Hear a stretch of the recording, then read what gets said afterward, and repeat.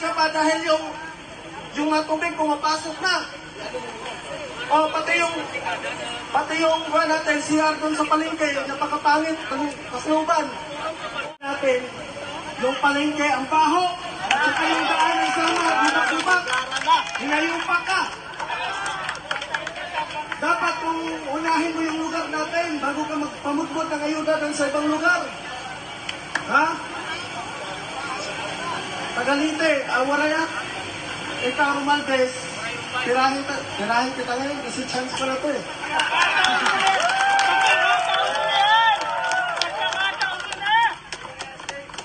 Hoy, ito talaga, sarap na to.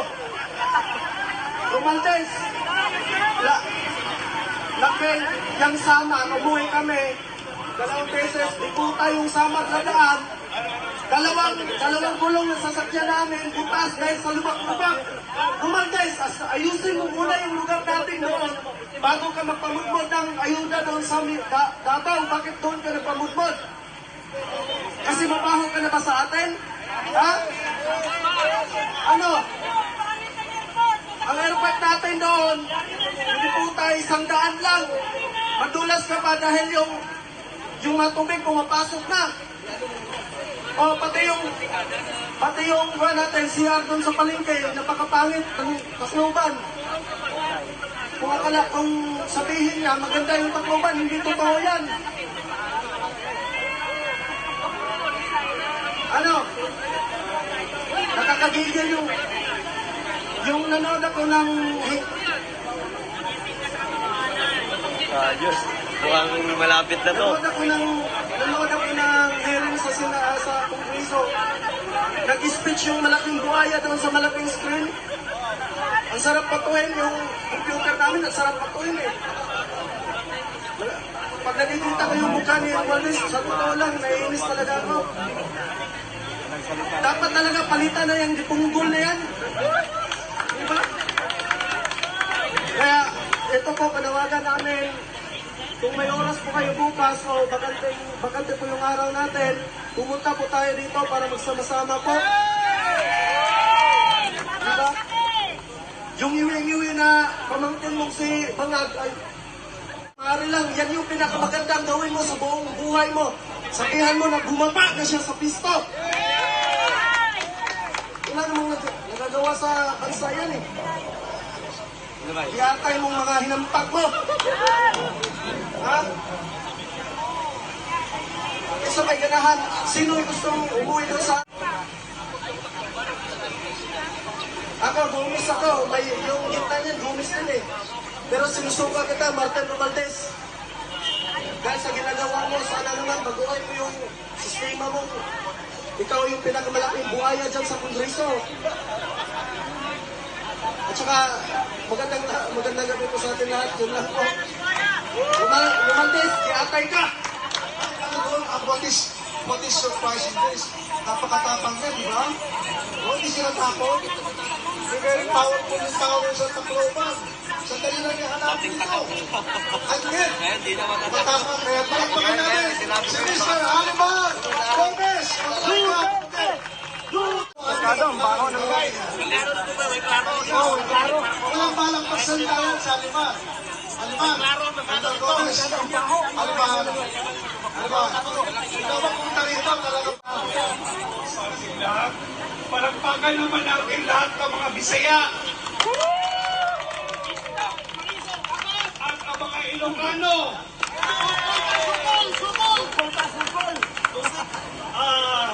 Tungtong ko kay bubuk kay ko. Yan. Once again, good evening to all of the people of the Republic of the Philippines. Lahat ng nanonood ngayon, magandang gabi po.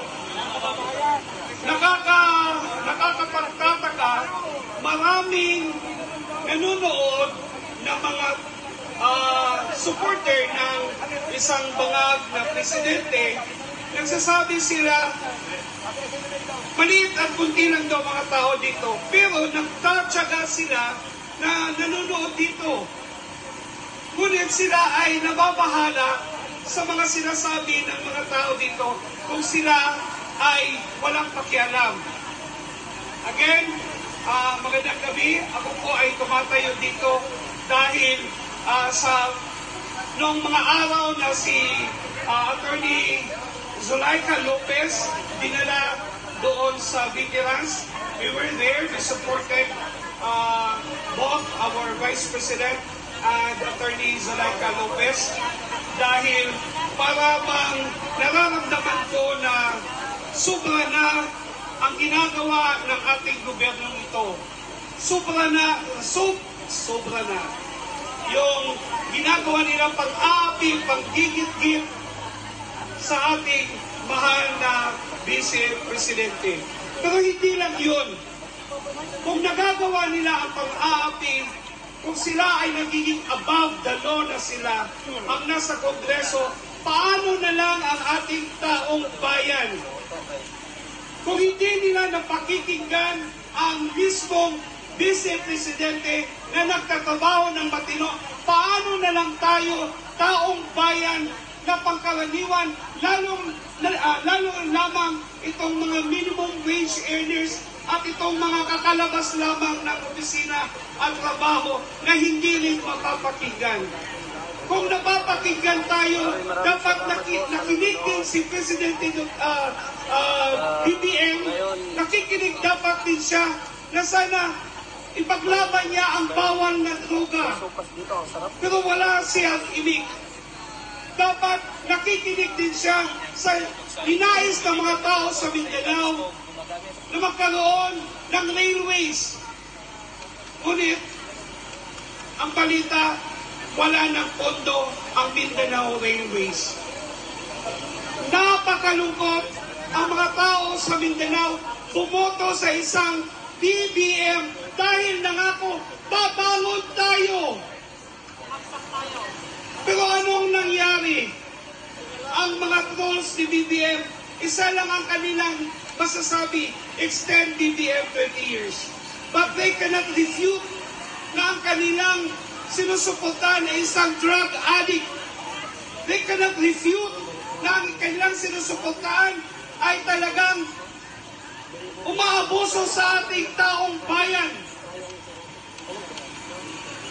Anong mangyari sa atin kung palagi na lang baliwala ang ating presidente? May tanong ako sa inyo, may ginawa ba ang ating Pangulo sa ginagawang pagbabastos ng ating Vice Presidente diyan sa Kongreso? Wala siyang ginawa. Bagamat itong si Sara, way back year 2022, siya ang nangunguna magiging presidente. Sara na hindi ambisyosa, ginawa nilang Vice Presidente, nakipag-partner ang isang BBM. BBM na talong panahon ni Leni Robredo, BBM na naging partner kay Sara, ngayon nanalo. Anong ginawa niya? Tinaydog niya hindi lamang si Sara, kundi ang taong bayan. Ang taong bayan na naniwala na magkaroon ng continuity ng mga proyekto at mga plano ng ating Pangulong Rodrigo Duterte. Never again. Sino ang kawawa ngayon? Ikaw nanonood ngayon, ikaw na nasa bahay, ikaw na mga kapatid naming Filipinos na nasa OFW ngayon. Nagbabayad kayo ng buwis. What happened to your taxes now? Pinangmudmud lamang para sa isang harap-harapan na vote buying. Pero tonto at kulang sa pag-iisip ang namimili ng boto ngayon dahil hanggang ngayon, tiwarik pa rin ang kanyang survey. Kung ako man siguro natatakbo at gusto kong manalo,